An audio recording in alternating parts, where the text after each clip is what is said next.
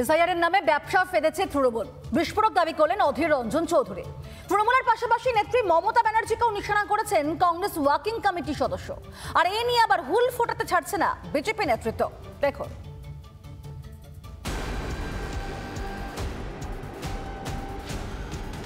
SIR এর নামে বাংলায় নতুন ব্যবসা পেতে দিয়েছে তৃণমূলের লোকেরা।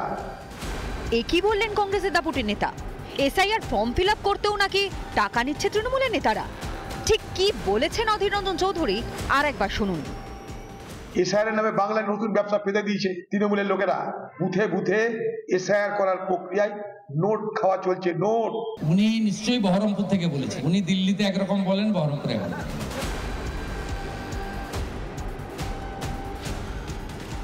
পার্লামেন্টে বিজেপিকে তো শিখিয়েছিল মমতা ব্যানার্জি যে গোটা বর্ডার দিয়ে হু হু করে বাংলাদেশের অনুপ্রবেশকারীরা ঢুকছে। মমতার জ্ঞান নিয়ে বিজেপি পার্টি তৎপর হয়েছিল। আজ দিদি নৌটঙ্কি করছে, নাটক করছে। একসময় সংখ্যালঘুদের ভোট পেত সিপিএম, তখন অনুপ্রবেশের তীব্র বিরোধী ছিলেন মমতা। এই ইস্যুতে সাংসদও সরব হন তিনি। পরে অবশ্য অবস্থান বদলেছেন, এসআইআর এর বিরোধিতা করছেন। আর তার দল তৃণমূল তোলাবাজি করছে বলেই দাবি অধীরের। যারা আসছে সাহায্য নিতে তাদেরকে বলে দেওয়া হচ্ছে এসআইআর এর নাম ঢোকাবো, ভোট দিবি তো?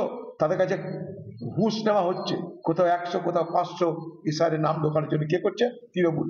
নতুন ব্যবসা পেতে দিয়েছে এসআইআর এর নামে।